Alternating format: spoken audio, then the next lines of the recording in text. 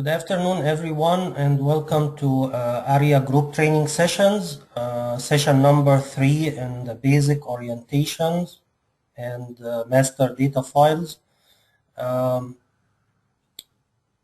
Today we are going to continue discussing the master data files in order to prepare for the data entry transactions. And as a revision, for those of you who did not attend last session, and also to refresh your memory about what we discussed before, in the last couple of sessions we have discussed basic orientation on how to navigate through the Aria XP main menu, how to enter the master codes, and we discussed the importance of the codes, and we mentioned that it reduces redundancy in the data entry. It makes sure it keeps the data consistent, and it helps you, of course, run the reports and queries in an efficient way based on the master codes that you entered. So today we are going to continue discussing the master codes and the master files. In specific, today we are going to discuss these main topics. We'll review the company codes, and we will focus more today on the system codes related to initiate a customer master record and what master codes involved or needed to enter a customer code. We will see and discuss the customer master file, how to maintain customers with different bill to address and ship to address or stores. Then we'll discuss the bank codes and the checking accounts. And finally, we'll discuss the vendor master file and how to maintain vendors and different suppliers type. So this is our main agenda for today. And again, as I mentioned, someone of you is already familiar with the codes file. That's fine. We are just gonna review it today, and we will focus on some new codes related specifically to enter a customer master record. So I'm gonna open up Aria XP now, and as we mentioned before, to go to the master codes, I go to master data first, company setup, then I locate or I open up the codes screen or the codes menu option.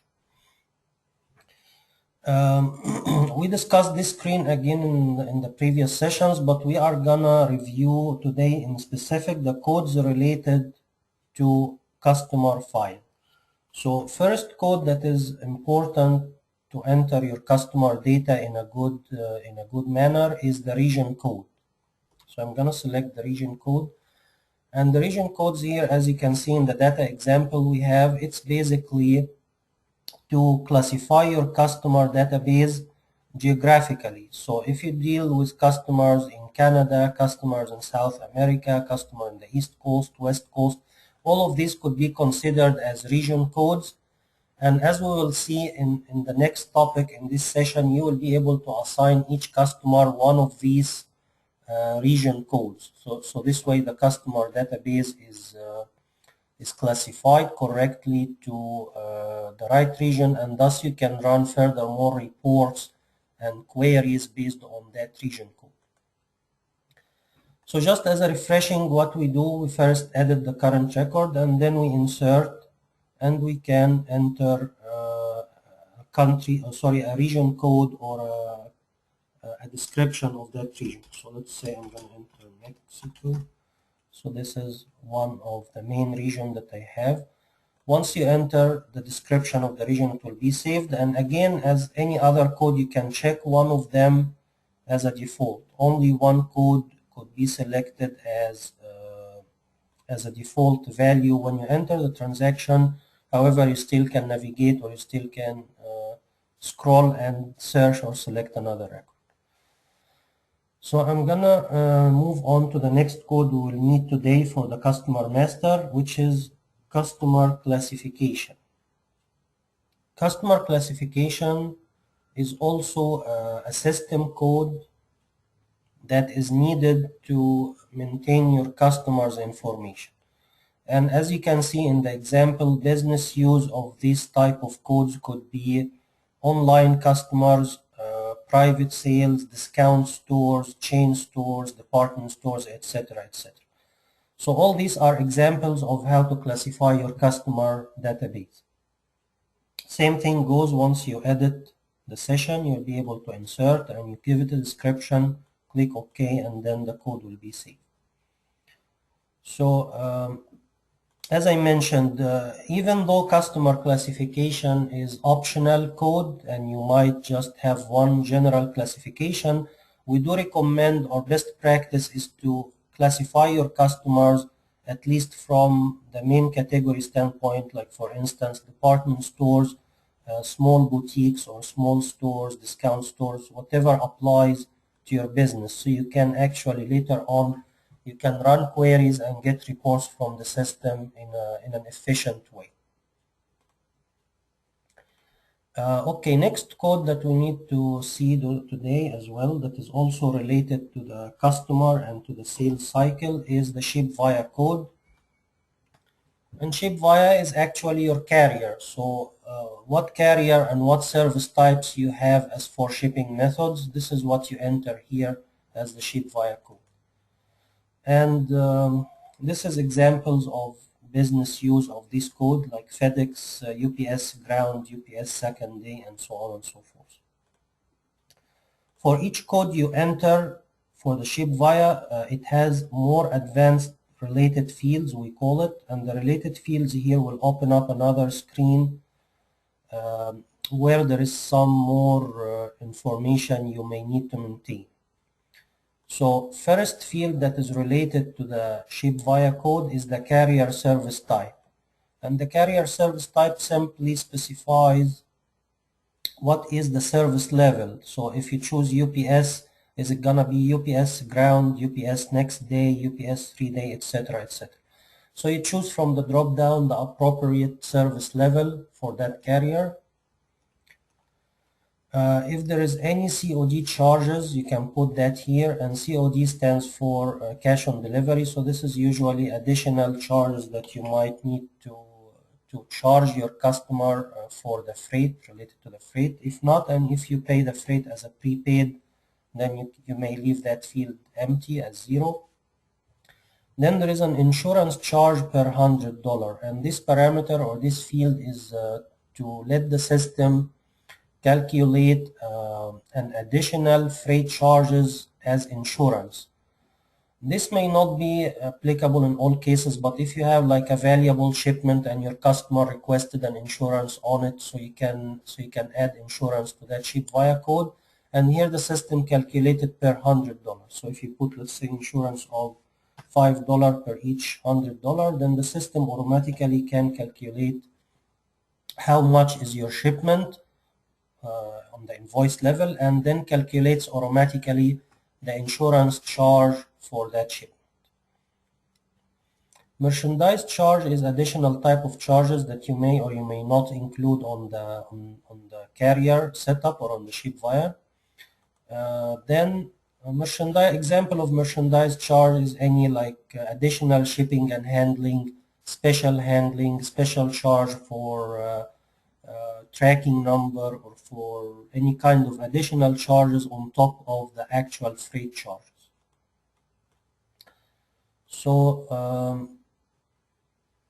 so far all these parameters are related to the ship via information. Next field is the SCAC code, and the SCAC code, if you are not familiar with that, this is a standardized code for the carrier across the industry. So for example, it's known that UPS ground, the SCAC code for them is UPSG, UPS ground.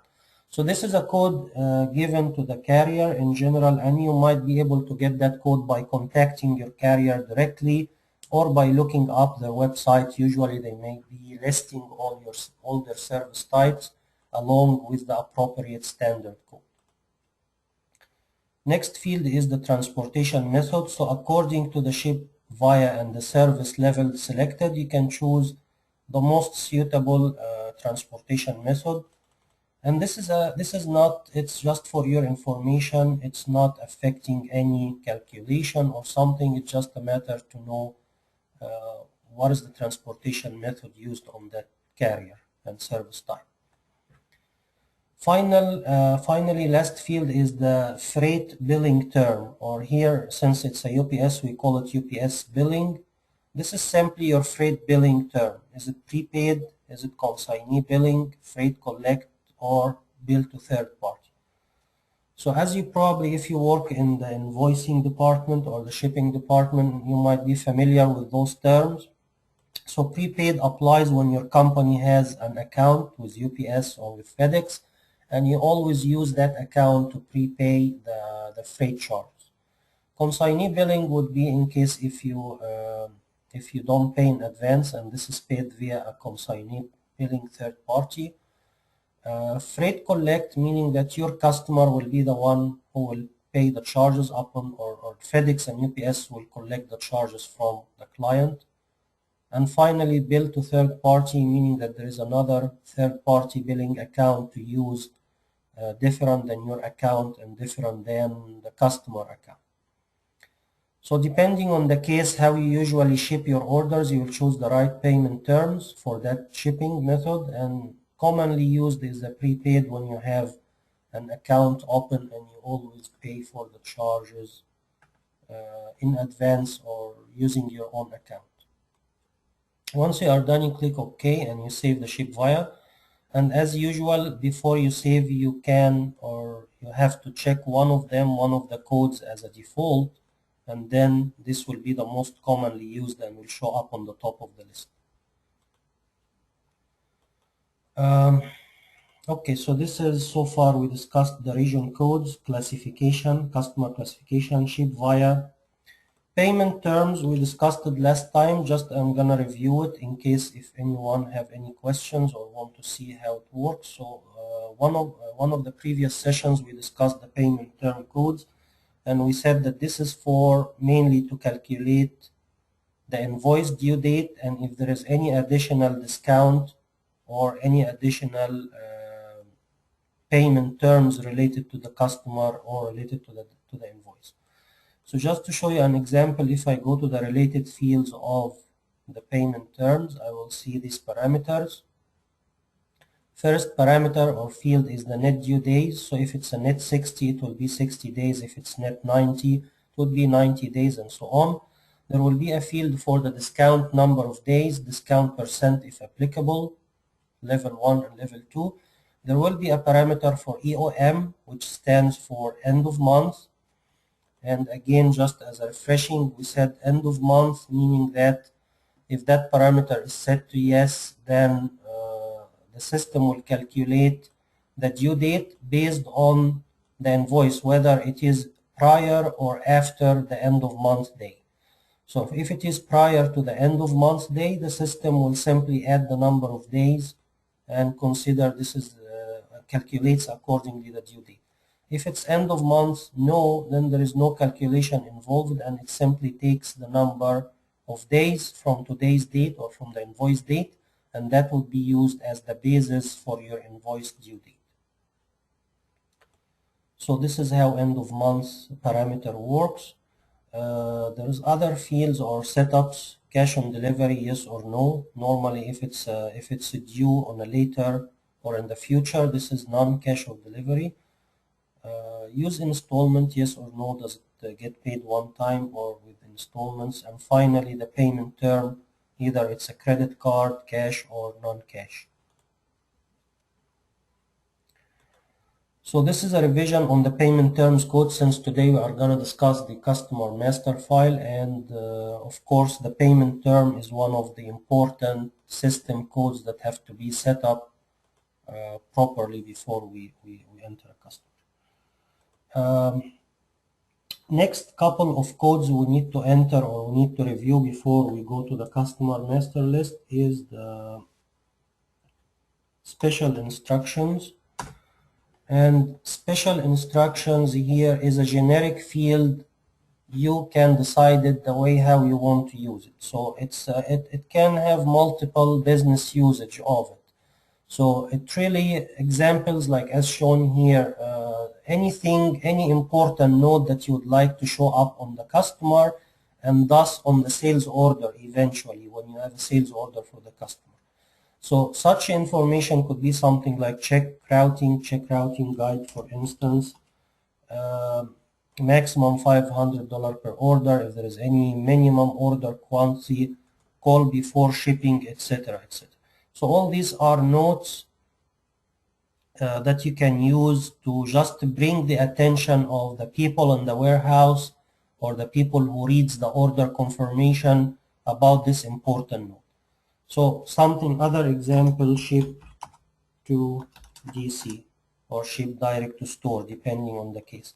So such important comments or notes that you would like to add to your customer file, you can add them under the special instructions, and these special instructions will flow to the sales order and to the pick ticket eventually once you have a pick ticket and the sales order.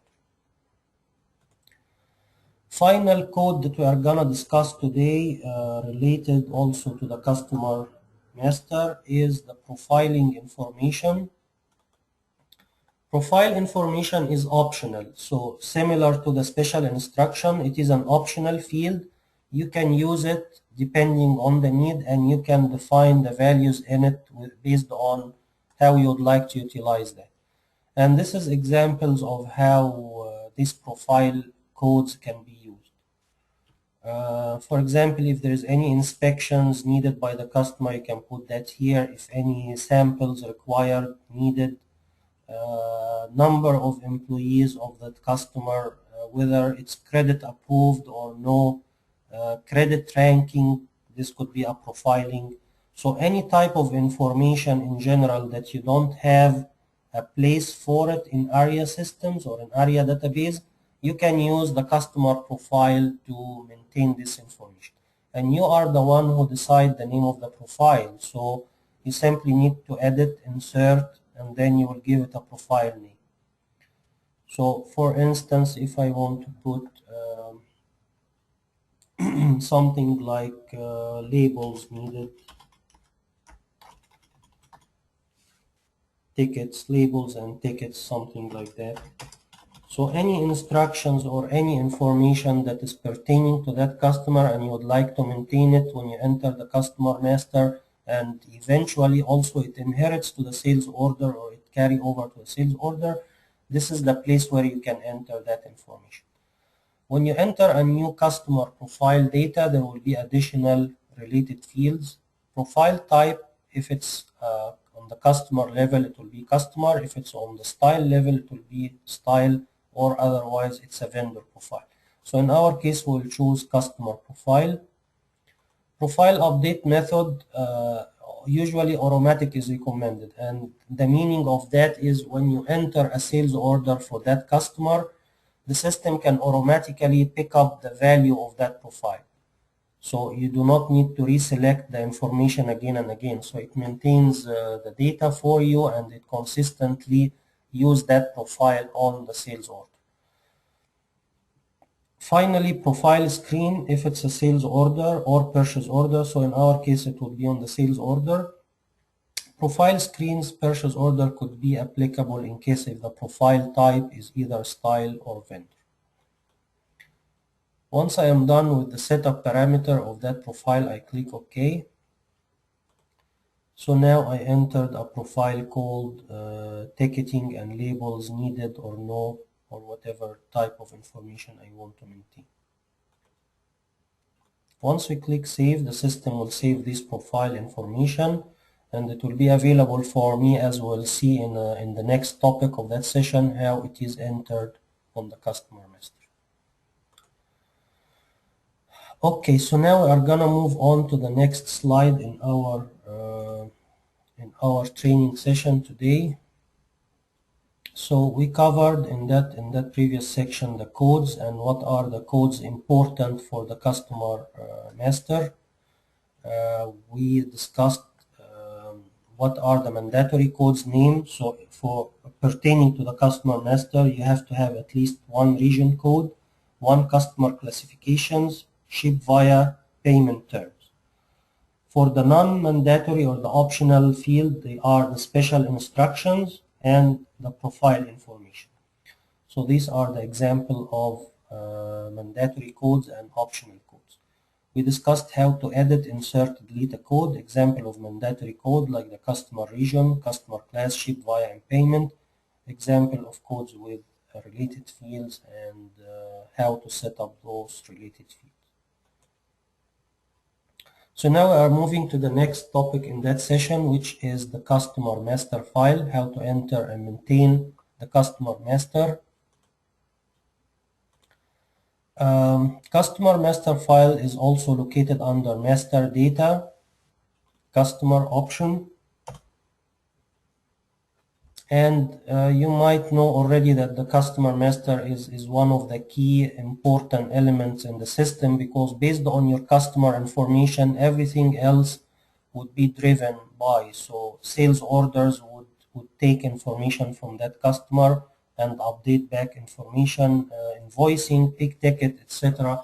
All the cycle of the sales actually starts with your customer master.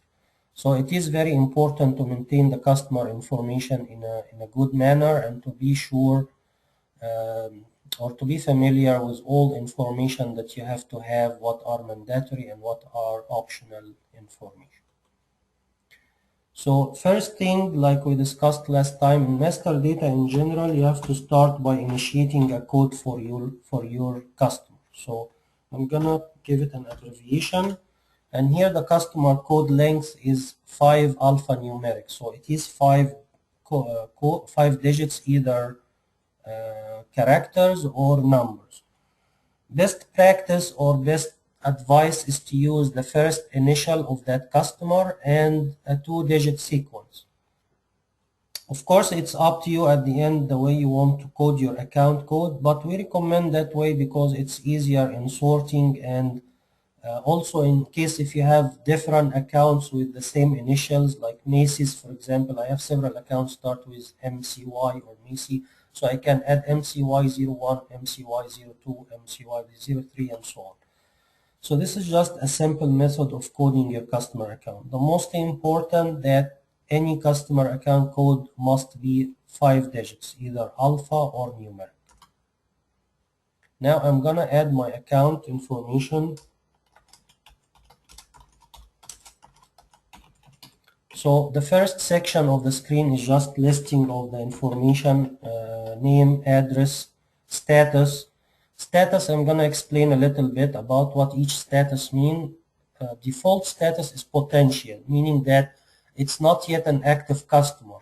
It's still, it's probably a lead customer or a potential customer that I did not start yet business with.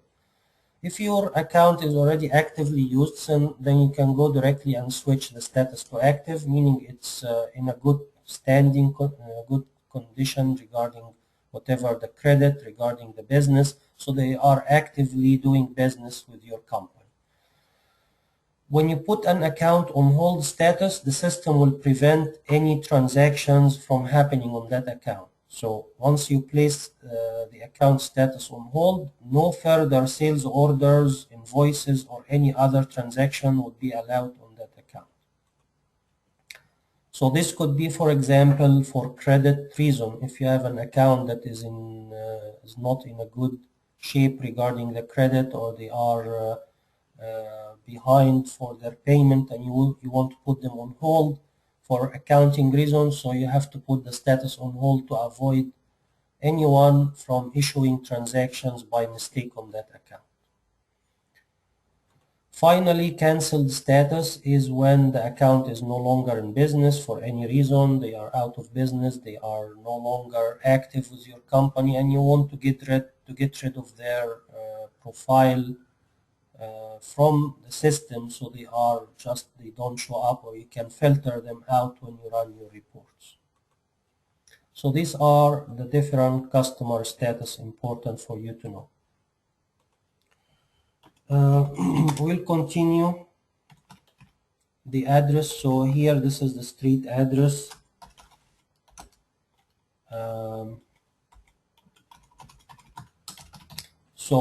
Whatever you enter in that section, it will be actually used as the main account address, which typically could be the the billing address, the billing address that you'd like to show on the invoice. So keep in mind that so far we are entering a main account. We did not yet enter stores, or did not yet enter a ship to address. So this is the bill to address so far, and this will be again considered as the main account. There is other profiling information like do business as, so I'm going to put Mrs. Buyer's name, bookkeeper name, additional telephone number, fax number, etc., etc. Alright, now in the general tab there is more additional information specific to the customer. First thing is the sales rep who handles that account, and here it opens up the sales rep master file that we entered in the previous session. So once you select the sales rep code, that will be assigned to that customer, and you will notice that the default commission of that sales rep would come up, and here you could override that. So if that sales rep happen to have different commission for that customer, you can override the commission, and here it will be pertaining, or it will be applicable only when that sales rep get commission for that account. Aria is capable to maintain up to 2 different accounts, which we call it split commission. So you can have sales rep 1 and sales rep 2. Each one of them would have his own commission percentage if applicable. However, sales rep 2 is optional, so if you don't have, you may leave it empty. That's not a problem. Sales rep 1 as well is optional, but if you want to keep track of your commissions, you must have at least one sales rep. Discount field is the merchandise discount. If you want to give an agreed on discount for that customer with any invoice, that's when you put a discount here. If not, and if it's on the sales order level, then leave that as 0. Do not enter anything here if each order is different. So no need or no mean to put any discount at this step. We'll see how to enter a discount on the sales order level. Customer priority, it's a code, it's a 1-digit code, ranges from 1 up to 9. So you can choose what priority you want to give to that customer, meaning that when you go to ship your orders and prioritize your orders for shipping schedule, etc., you can use that priority field to filter out or to prioritize your orders from the allocation and the shipping standpoint, as we'll probably see in more advanced sessions down the road.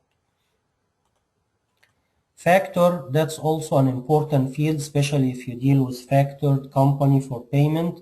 So if the customer pays through a factor, that's when you select the factor code, which is entered also in a master system files. If not, if you left the factor field empty, meaning the invoices for that customer will be non-factor, and it will go through the regular cycle of payment approval and so on. So let me select Rosenthal as the factor, and here the factor number is the account number assigned to that client at Rosenthal, at the factor code. Pricing level, you can select one of these 3 pricing level, A, B, or C. And if you remember from the last session, the previous session when we discussed the style master, there is also 3 levels on the style price list. So here you simply can link to one of those price lists. It's A, B, or C, and accordingly when you transact for that customer, when you create sales order, the system will pick up the price list correctly based on that parameter and based on the pricing level of the styles that you choose. So here you just select one pricing level and the system will get the price information on each customer for each style based on the style master price. Here is the field that we enter today, customer class, which is the classification of the customer. So as you can see, it pulls the drop down from the codes that we entered. And the good thing here in Aria XP that you can add on the fly any new code. So if you forgot to add one code, you can simply click add new, and that will take you to the master codes and add a new code for that category. So here I'm gonna classify it as an online customer, let's say. Payment terms, which payment terms I'm going to use from the ones that I created before. Division, which is your company division, like private label, men's division, women's division, etc. And on the right hand side, this is the region code that we entered today in the beginning of the session. So this is, you can select and you can classify the account geographically based on the region that they are related to. And again, this information is very important, especially if you want to run sales report by region, so you can tell how each territory is doing for that for the different customers. Ship via is the carrier as we discussed, so this is the ship via applicable. And special instruction, as we said, it could be one of these business usage like ship to a DC, ship to a store, check routing, guide, etc. etc. The last parameter in that screen is the back order parameter, and that's pretty important because it's a system level and it could be also overwritten on the customer level. So when you say back order, use system defaults, meaning that the entire company follows a certain parameter which is by default maintain back orders. So if you say system default, then any order for that customer, if you short ship it, the system will keep the balance open until you go and cancel. If you say back order always, meaning that no matter what the system parameter level is, it's gonna automatically for Macy's, for MCY01, it will always keep track of the back order, and in other words, let you keep the balance open as a back order until you decide when you will be shipping it. If you say back order never, meaning that never the system will keep any back order balance for that customer. So whenever you have a short shipment, system will automatically consider the balance as cancelled and there is no back order. Finally, the last parameter, inquire, and this will give you both options. In other words, every time you invoice or you ship an order partially, the system will give you the choice to either keep the balance open as a back order or cancel the balance of that order. So this is handling of the back order balance in case of short shipping. Last information we have here is the vendor number, the email address, customer URL, and note. All this group of information is optional fields. You can add them just for your information or for reference. Notes could be used for any credit approval or for any whatever reference that you would like to add or note you would like to add on that customer. So this is free text notes. Now I'm gonna save that customer master. I'll click the floppy disk to save, and now I added that account on the main level. So if I browse, if I click on the browse list, either on the toolbar or in front of the account field, now the system will list for me that account code. Also, as we probably discussed in one of the previous sessions, you can use one of the advanced filters in the toolbar to search by several parameters. So this is one option. The other option is you can sort by customer phone, by customer name, or by further a user-defined sorting to search by your customer name instead. So if I sorted by customer name, and here I used this incremental search or the binocular icon, I can directly go and type in my account code to search for. So I'm gonna put Macy's, and now the system, once I press enter, it takes me to that customer name even I don't know the code. So that's a very good way to search across the database for your customers. Instead of by code, you can search by the account name. Okay, so here it is again. So first thing, I sorted by customer name. I click on the incremental search and I start typing in the first name or the first few letters of the account I'm searching for. So let us select the same account that we entered today. We are gonna now discuss how to enter the customer store information. So all this slide is describing what we already entered, how to enter an account code on the main level. So now we are gonna move on to show you how to enter a store or a ship to store destination for that account. So first thing, you have to select your customer main account, which was MCY01. The system will retrieve for you the information of the main account. Now to enter a store number, you simply need to give it a code, press enter, and press add to add that store.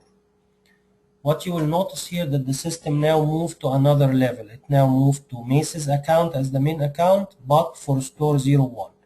And what will happen here that all the addresses, all the address lines or the address information on that section would be saved on that store.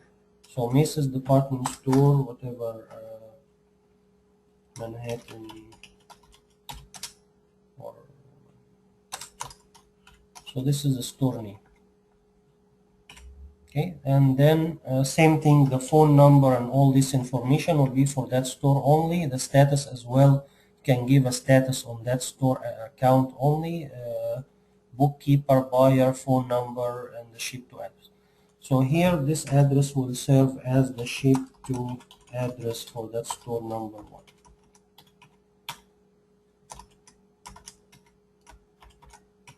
Okay, so so this is first the general information. As you can see, the screen is actually the same. It's nothing different than the main account. It's only now moving to a store ship to level. So everything I'm entering here is on the store level.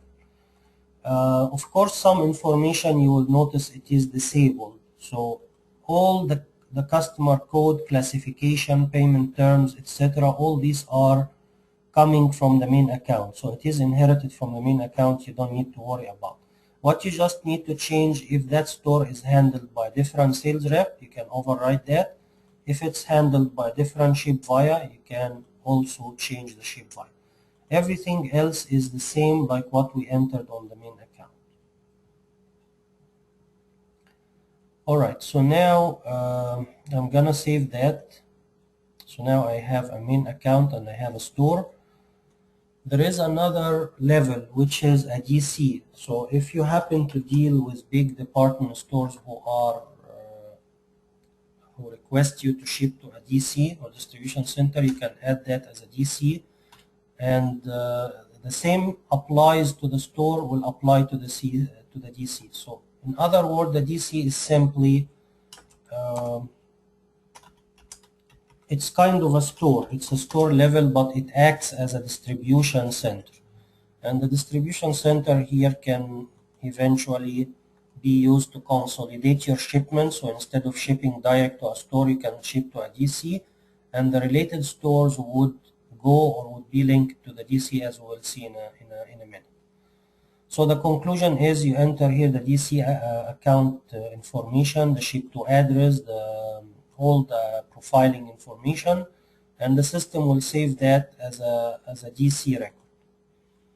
Now if we go back to our customer store, store number 01 for Macy's, now I'm gonna edit the information, go to special tab, and in the special tab I'll see additional information that we'll discuss now. First important parameter, if your business is requiring or is using or shipping to a distribution center, for each and every store you can link to a DC number. So if I open the browse list here, I'll be able to select Macy's department store DC, and that means that for Macy's Manhattan Mall or Macy's store number 1, I'm gonna ship the merchandise or the shipment to the distribution center instead. So in that business scenario, the system using that link, it recognizes that you are not shipping to individual store, you are actually shipping to a DC. If your business does not require that and you simply ship directly to a store, then no problem, you can leave that field empty, and that means that you are shipping to that individual store itself. Okay, So this is the information related to the store and DC. Now I'm gonna go back to the main account. I'll clear the store and I'll go back to the main account. There is a couple of more additional information related to the special tab, like the credit information, the credit limit, and the expiration date of that credit. Um, there is DUNS number for that customer, and there is a parameter for consolidated invoices, yes or no. If you by default it's no, meaning that each store of that customer, if it's a multi-store account, it will have its own invoice. The other business scenario, if you choose consolidated invoice, yes, meaning that if you have for Macy's 10 different stores and you ship all of them on the same day, you can consolidate them into one invoice. So that's what it is mean by consolidated invoice. Other information are less important, and you can we are gonna ignore or disregard them. They are actually less important as of this moment or as of this stage. So the only thing that you need to know that if you want to include that customer in the statement report, you choose yes, send monthly statement. If no, then the system will omit that customer when you run the customer statement report. Alright, so we discussed now the special tab, we discussed the general tab.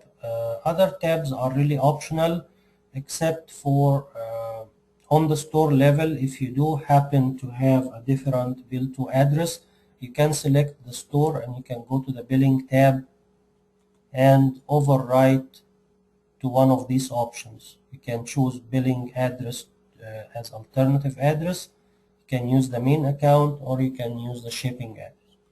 So in that section, you can control or you can override the bill to address of that specific store. As I mentioned in the beginning, 99 of the cases, usually your main account address is used as your billing address. So that's the default option. If not, then you can choose or you can revise one of these parameters.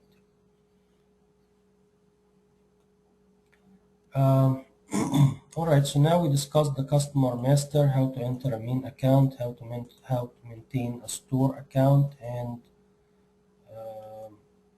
the ship to and the bill to information. We are left off only with the tools and the tips that you need to know about the customer master inquiry.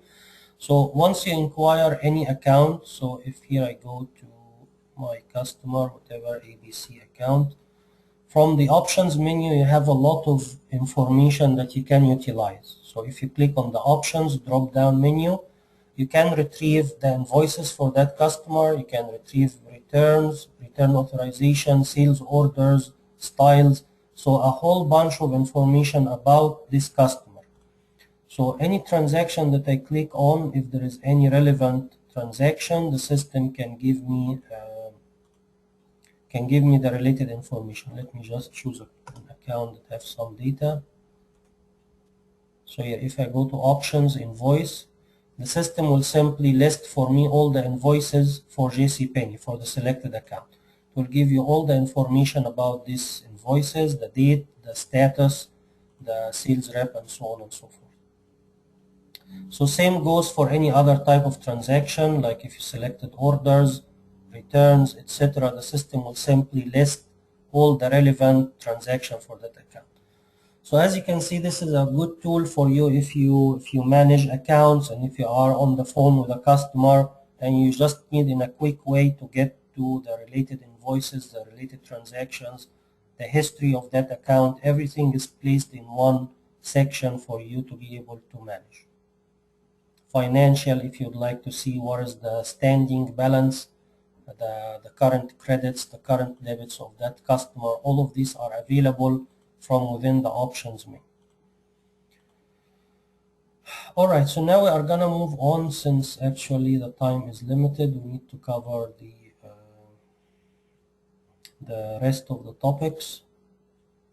So now we are gonna move on to section 3, which is how to enter the bank and checking account. And this is actually related to the accounts payable module and to the vendor section of that session. So I'm gonna go to run the bank checking account. What you need to know is the bank and checking account is actually entered from the Aria 27 interface. So on your main Aria Online homepage, if you noticed, you will have an icon for Aria XP and another icon for Aria 27.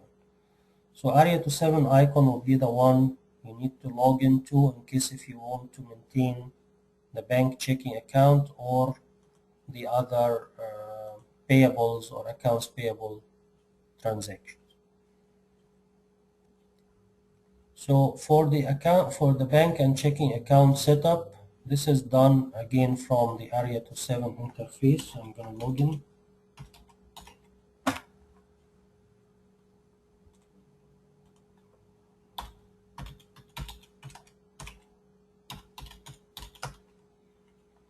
Once you sign into the Aria 27, you need to go to module accounts payable. Okay, just let me select the right company, the same company that we have. So from accounts payable, you go to file menu, then bank checking account. So accounts payable, file menu, bank/checking account. And this is where the screen or the menu option for adding a new bank code are available. Same like any other master files, you have to give it a code. So let's say Bank New York, I'm going to call it BNY. Press enter, choose to add. Then I'll give it the description.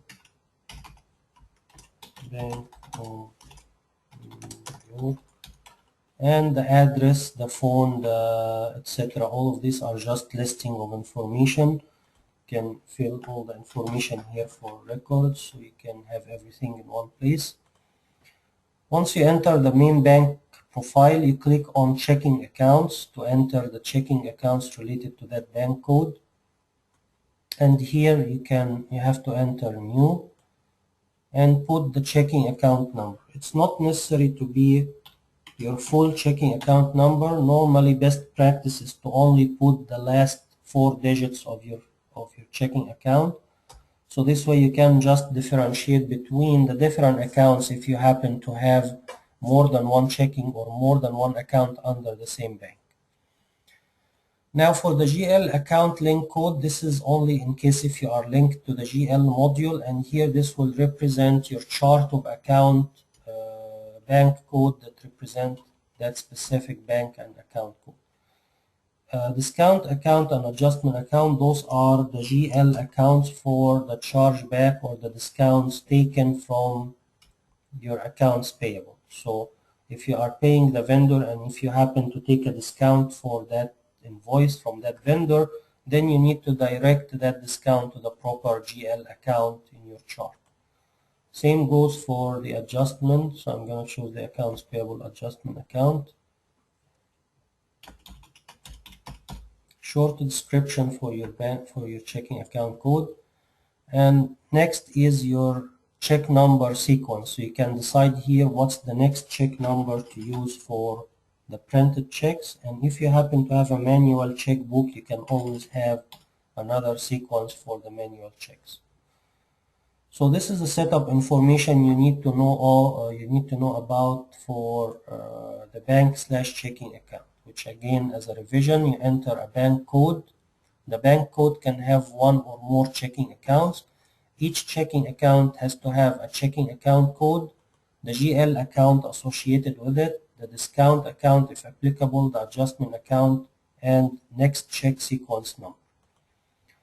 As we will see in more advanced sessions, Aria is capable to print checks for you from the system. So if you want to print checks from the system, you can use that module and you can use the next check number that you set up here to be printed on your checks printed from Aria. Manual checks will simply be used in case if you use the traditional checkbook by writing manually a check, and it's not in that case, it's not printed from the system. Once I'm done, I'm gonna save the bank information, and now I can repeat the same process if I happen to have more than one bank for the same company. So everything would be ready for me to set it up on the vendor, as we'll see. So back to our slide show and to see what's the next topic. So now we set up the bank and checking account. Why the bank and checking account is important. As we mentioned, this is a master file requirements before you can use the accounts payable module. And once you have a bank and checking account, then you can set it up to a vendor. You can print checks from the AP. You can use it for the different payment methods. How to input new bank information and how to input the checking account information properly to be able to link to the GL if it's linked or if you want to use the general ledger module. Finally, last section today that we'll discuss is the vendor master list.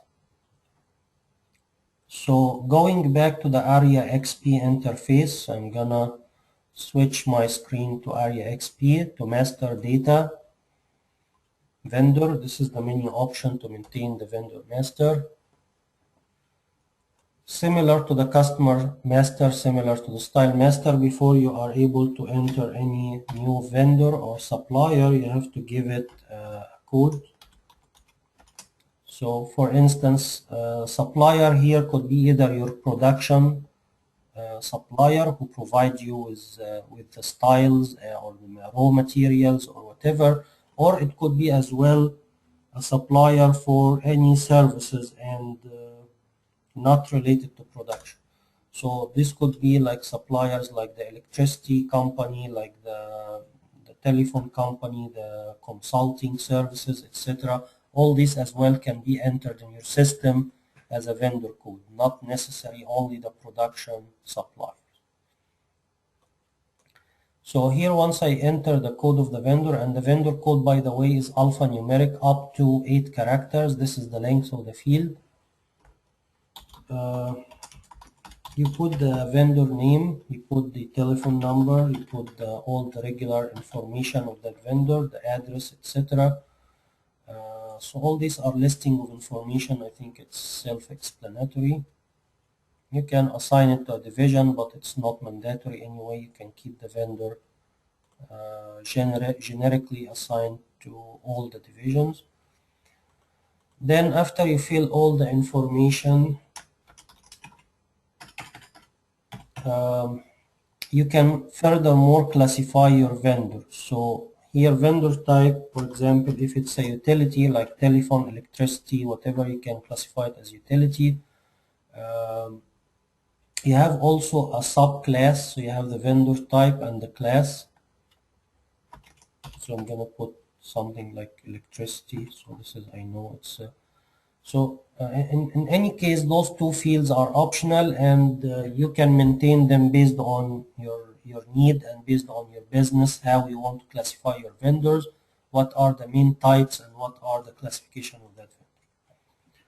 The buyer is usually the person in your company who buys from this company or the main key contact. Credit level is the credit amount given to you by that vendor. AVA credit is the available credit, and this is a calculated field. Once you have a balance for that vendor, the system automatically calculates your balance. And finally, the vendor supplies, and this is important as it classifies the vendor from either the production standpoint or from the services standpoint. So the 4 categories available: style, material, contracting services, and miscellaneous services. So any supplier or any vendor in your company would typically will fall under one of these 4 categories. If it's a production vendor, production related vendor, it supplies you with finished goods styles or with raw materials, then you can choose one of those categories. Then this vendor will be available when you create a production order, a raw material PO if you use the raw materials, and so on. If the vendor supplies you with services like contracting services or any kind of non-recurring services, you can classify that as a contractor service.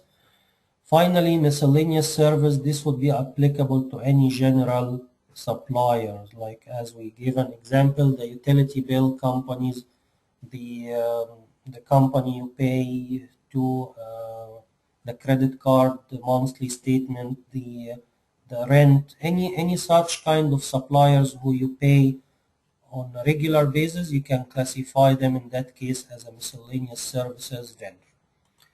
Anything else who are classified as a production related, make sure to select either style or materials depending on the vendor type.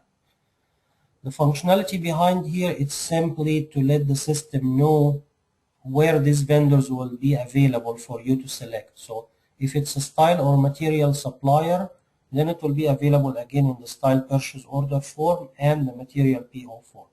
If it's contract or service, then it will be available for you only when you have a manufacturing order to subcontract or to give it to a contractor.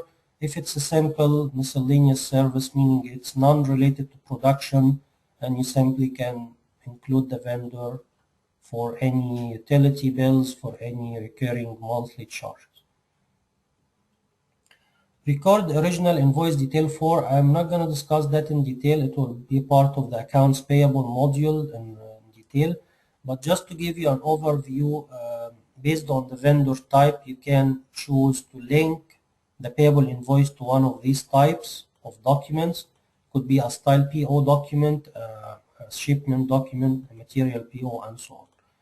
So this is again will fall under the accounts payable session in details once we reach that point. What we have left in the vendor screen is the account tab. So for the account tab, you can actually link to the general ledger, to your accounting module. You can choose a default expense account. And the expense account here, if you deal with the accounting, it would be depending on the vendor type. So if that vendor is supplying me with the production related merchandise, then I usually would use the work in progress account. If it's providing me with any services, I'm gonna choose the related service account accordingly. Then there is a default accounts payable. Also, this is coming from your chart of account in the accounting system. So here you can link that vendor code to the proper accounts payable code in your chart. Okay, now to move on, next tab is the payments. And the payment tab, you can assign that vendor a bank code where you will be using that bank usually to pay the vendor. And this is simply will open up the list of banks that we created in the previous step. So here Bank New York and Chase Bank, those are the two banks that I entered in the bank setup. So I can choose Bank New York and I can choose what checking account will be usually assigned to that vendor. This way when you create the payment, the system can simply use those as a default value, providing you with the related information instead of you every time have to go and select the right account and right checking bank and checking. Payment method, this is a system parameter that can decide what payment options you will use with the vendor. One of these parameters can be used for one of these options. Printed checks, meaning that you print a check from the system. Manual checks, you issue a manual check using a handwritten check. Non-check payments apply to any wire transfers or electronic fund payment. Credit card, when you pay by credit card. Cash, when you pay by cash. Payment priority, and this field is very important. If it's on 0, meaning there is no approval whatsoever to pay that vendor. So make sure if you want to be able to pay the vendor to change the priority to any other value other than 0. So 0 in other words, it's on hold. It's on hold status. If you put payment priority 1 up to 9, then meaning that this vendor can take a payment priority according to the rate or according to the ranking that you give to that vendor. Payment term code, this is the same like what we discussed for the customer master. So the same drop down of the payment term will show up. You can select the appropriate term code. And finally, in that section, there is a cash payment account, and here it's simply applicable only in case if it's a small vendor or like a service supplier who you pay them by cash. So in that case, there is no need to use a bank or a checking account. You can simply pay directly off your petty cash account. So that's when you link the cash payment account to the vendor. Next tab, it's the taxes, and here you can put the tax ID, which could be either if it's an individual vendor or supplier, it could be a social security number, or it could be a tax ID. You can decide also if you want to calculate a 1099 tax for that company or for that vendor, and you have the option to classify the 1099 type. And in that case, you can also choose what would be the percentage of that taxes or taxation calculated on that vendor. So this is only applicable for the 1099 tax method, which I believe is applicable to the US. If it's like a consulting service company, or if it's a company that you have to deduct taxes on the invoice before you pay, or when you get invoiced for that account.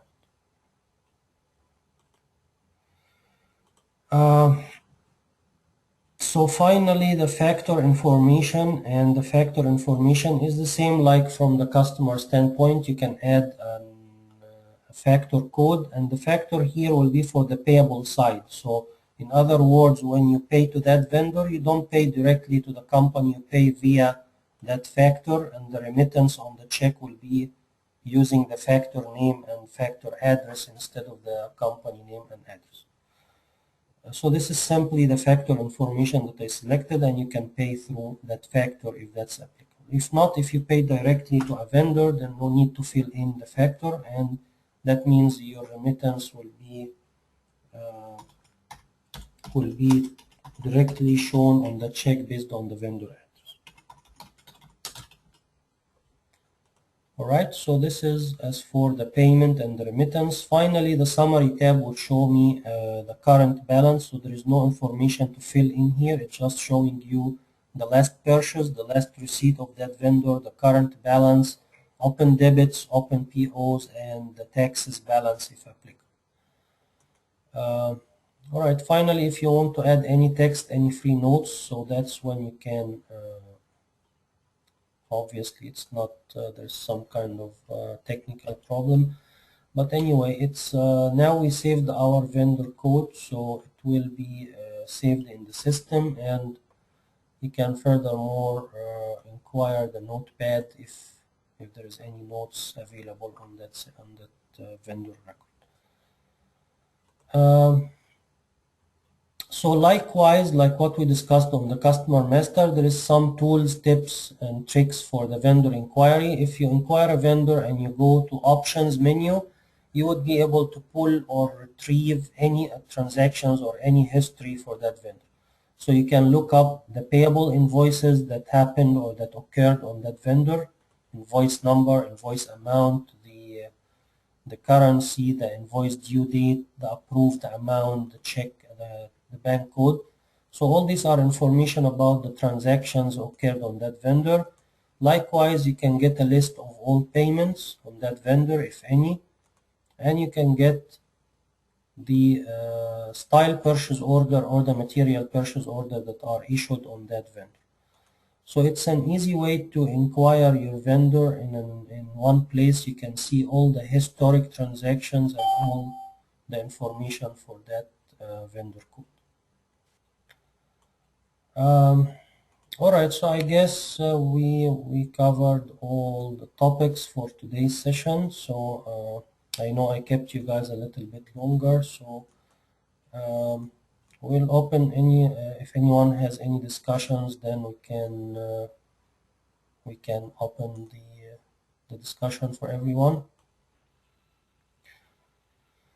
Alright, so if anyone has any question, the microphone is now unmuted. You can guys present your question if there's any.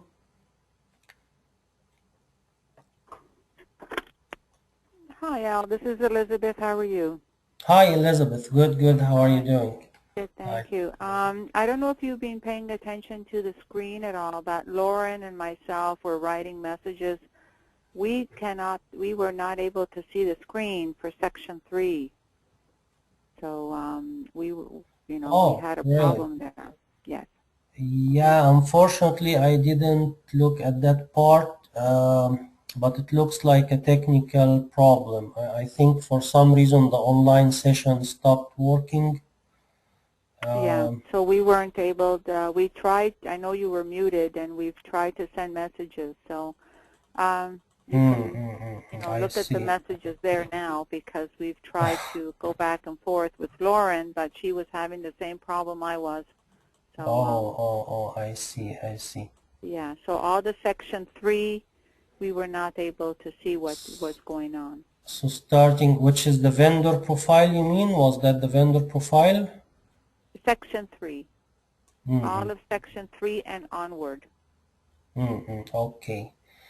Yeah, I apologize for that, but Yeah. I think we will try. There will be a recurring sessions in the future Okay. for that part. So if that happens, you will sure will be including your name as well as Lauren. Yeah, because yeah, we weren't able to see it, and I guess she must have just logged off it actually not too long ago. So I know. So I'm gonna stop the general session for now, and yeah, yeah, as I mentioned to you, it's basically, I think section 3 was for the bank.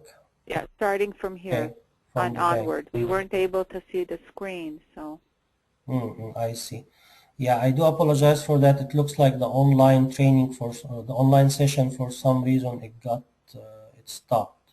not working. So Okay. yeah, it was not working for some reason. Yeah, that's okay. Okay. And if you Anyway, can, go ahead.